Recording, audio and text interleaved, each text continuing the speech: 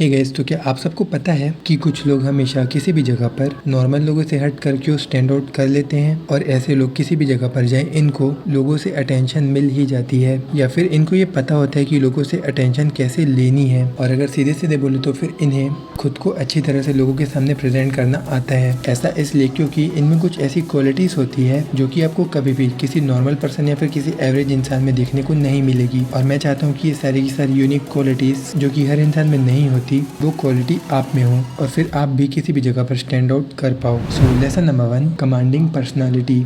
इसका मतलब समझते हो, लीडरशिप क्वालिटी। आपने कभी नोटिस किया है कि किसी इवेंट या फिर किसी वर्क में जो इंसान सबसे ज़्यादा अट्रैक्टिव होता है, जो दूसरों को ये बताता है कि उन्हें क्या करना है, बेसिकली वो इंसान टीम को लीड करता है।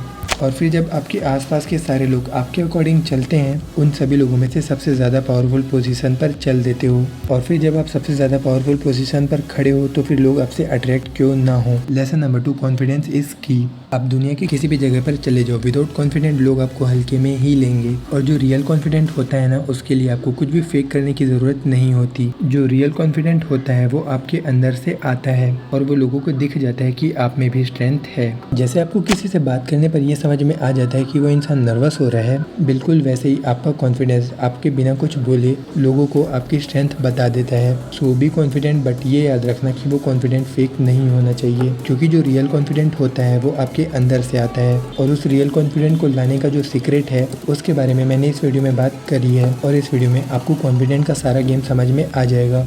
सो इस वीडियो की लिंक डिस्क्रिप्शन में है, अगर आप चाहो तो जाकर देख सकते हो। वेल, अभी के लिए लेसन नंबर 3, डिसिप्लिन। आपको पता है कि हर सक्सेसफुल इंसान में और जिसकी तरह आपको बनना है उन सभी में एक चीज़ कॉमन होती है और वो है डिसिप्लिन। और ये डिसिप्लिन मेंटेन करना हर किसी के लिए पॉसिबल नहीं होता, लेकिन कुछ ट्रिक्स को फॉलो करके आप डिसिप्लिन मेंटेन कर सकते हो। First, avoid distraction. Just imagine करो कि आप पूरी तरह से अपने वर्क में डूब चुके हो और आपका 100% फोकस सिर्फ आपके वर्क में है और फिर वैसे ही सिर्फ एक नोटिफिकेशन, आप पूरी तरह से डिस्ट्रैक्ट हो जाओगे और आपने उस फ्लो स्टेट में जाने के लिए जो मेहनत की थी वो सारी की सारी मेहनत गई पानी में। Second, your laziness. एक ऐसी चीज़ जो आपको कभी भी डिसिप्लिन रहने नहीं देगी और वो है आप खुद। जब आप छोटी छोटी चीज़ों को टाल देते हो तो कहीं ना कहीं आप खुद को लेजी बना रहे हो, क्योंकि ऐसा करके आप अपने सबकॉन्शियस माइंड को ही इन्फ्लुएंस कर रहे हो और आप इसे जिस तरह से इन्फ्लुएंस करोगे ये आपको वैसे ही रिजल्ट देगा। Lesson number 4, work on communication.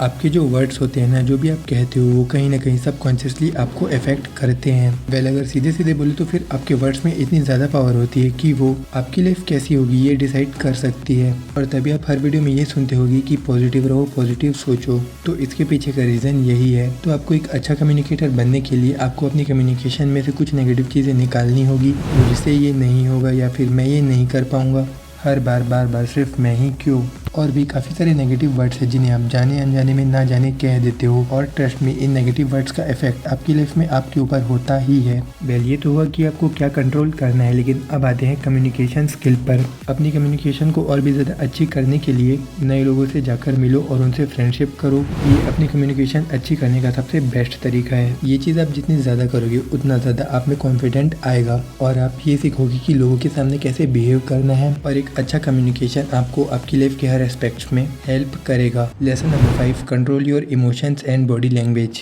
ये चीज़ जानने के बाद आई थिंक आपको थोड़ा अजीब लगे, बट ये फैक्ट है। तो अगर आप एक मैन हो और आप इमोशनली हो जाते हो देन आप एक वीक मैन हो, बिकॉज ये जो इमोशनल साइड है ना वो लड़कियों का काम है। इसलिए लड़कियां इमोशंस को इजीली समझ लेती है। तो अपने इमोशंस को सिर्फ अपने कंट्रोल में ही रखो। आप इमोशनल हो सकते हो लेकिन उसका कंट्रोल सिर्फ आपके हाथों में होना चाहिए।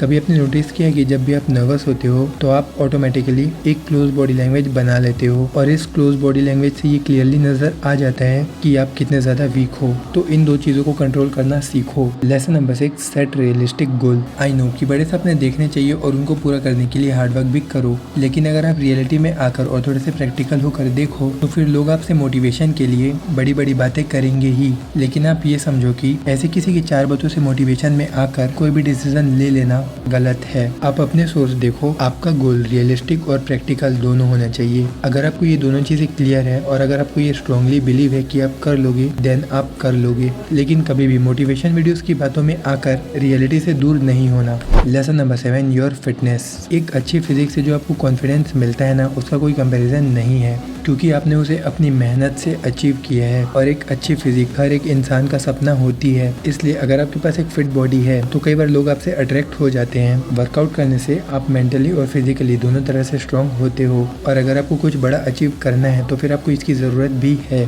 So that's it, thank you so much for watching and keep growing.